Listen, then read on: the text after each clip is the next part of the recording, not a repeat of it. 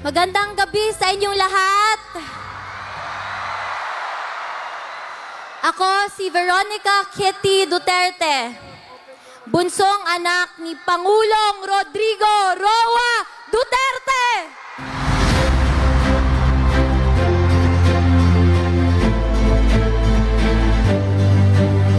Unang-una, nagpapasalamat ako kay Tito Rodante Marcoleta sa pag-imbita sa akin at sa mama ko ngayong gabi.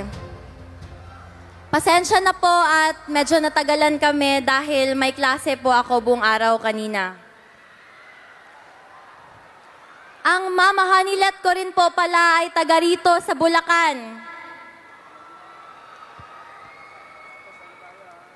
Ako ay isang 21-year-old college student lamang at ayaw ko sanang makisali sa politika.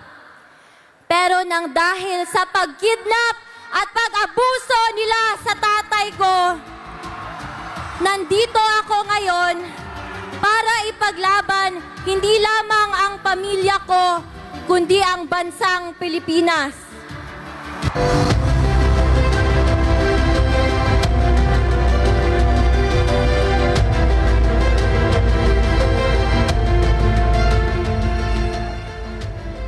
Noong isang gabi, nagsalita ako sa rally sa Quezon City. At sa pagtitipon na yon, naramdaman ko ang walang sawang pagmamahal at pagsuporta kay PRRD, sa amin na pamilya niya, at sa Duterte. Ito ang nagbibigay sa akin ng lakas ng loob para ipagpatuloy ang pangako ko kay Dada Rudy na ikampanya ang kanyang mga kandidato habang siya ay nasa The Hague. Bago ako umalis ng The Hague, may bilin ang Dada Rudy ko sa akin. Sabi niya, "No guts, no glory."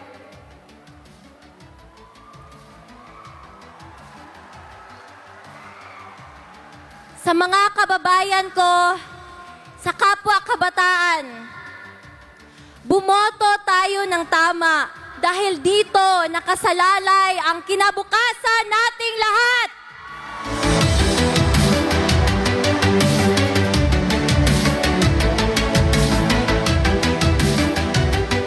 Kailangan natin ng abogado na may prinsipyo, paninindigan at integridad sa ating legislative branch sa gobyerno natin. Tito Rodante Marcoleta, my senator. Number 38 sa balota.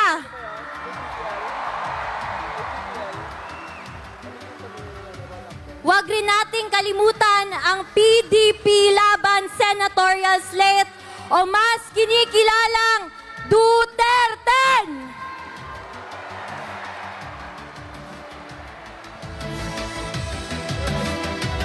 Iaabot ko muli ang mensahe ni Tatay Digong sa bawat Pilipino. Sabi niya, "My love for my country is what brought me here. There was never any personal agenda involved." Mahal niya ang bayan niya. Yun lang po at maraming salamat. God save the Philippines. Pilipinas! Duterte pa rin!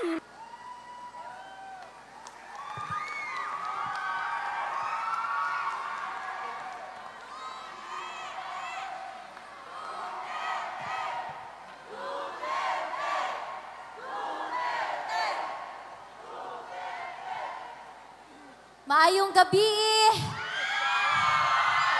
Magandang gabi sa inyong lahat. Sa mga hindi pa nakakakilala sa akin, ako si Veronica Kitty Duterte, bunsong anak ni Pangulong Rodrigo Roa Duterte! Unang-una, gusto kong magpasalamat sa lahat ng dumalo ngayong gabi. Salamat sa walang sawang pagmamahal at pagsuporta nyo kay PRRD, sa amin na pamilya niya at sa Duterte.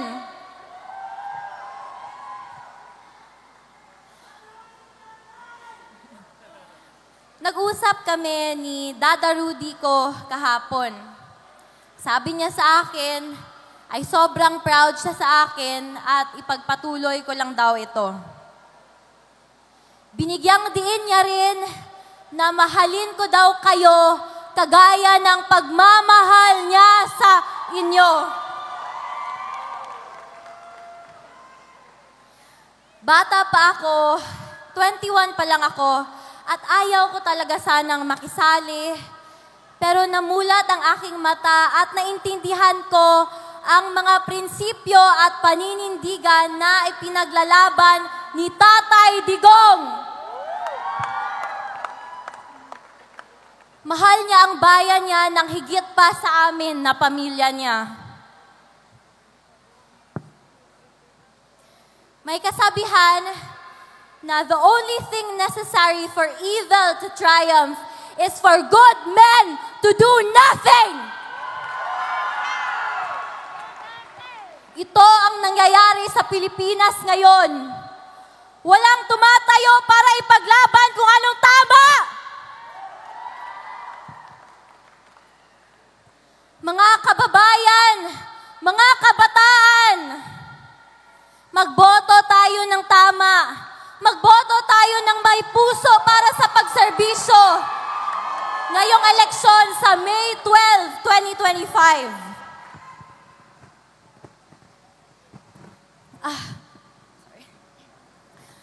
Suportahan natin ang Duterte o PDP senatorial slate. Huwag natin silang kalimutan, mga kababayan.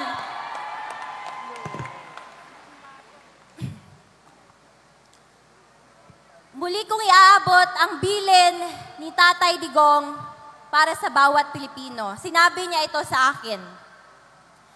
Do good. Fight for your country and fight for what is right. Sabi niya, huwag kayong mag-alala because this is not forever. God will intervene. And He sends His love to all the Filipino people. Daghang salamat! Maraming salamat and God save the Philippines! Pilipinas! Duterte pa rin! Duterte! Duterte! Ang inyong pinalangga, Maisog Kitty Duterte! Mayong gabi, Davao! Mayong gabi, kaninyong tanan! Pasensya kayo kay naptan magulan, pero salamat kay Wamo Nabia! Di na nako ni padugayon kay maluoy ko sa inyo kay ulan ra ba. Pero dili nato kalimtan si Presidente Rodrigo Roa Duterte! Timadi na pwede siya ibalik pagka-mayor, dili siya disqualified. Ibalik nato siya pagka-mayor sa Davao City para sa kaayuhan sa Davao City. Kauban nako karon ang hubong HTPL party ug ang Duterte. Ayaw sila kalimta, mga Davaoenyo. Bago ko mahuman kay kadali raman ko, pinalangga kayo mo ni Tatay Digong. Kabalo ba mo tong nibisita mi sa akong mama dito sa iya sa The Hague? Tung giingnan na mo siya na be strong kay hapit ng eleksyon. Dako kay siya ngisi.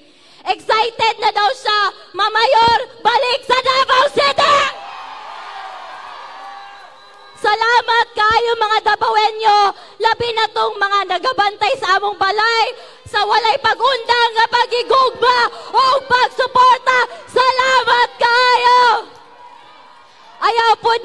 ilalim ta akong kuya, si Sebastian Duterte, pagka-Vice Mayor. Si Pulong Duterte, pagka-Congressman. Si Omar Duterte, pagka-Congressman. Ug si Rigo Duterte, pagka-Councilor. Mabuhay ang Pilipinas! Mabuhay ang Davao!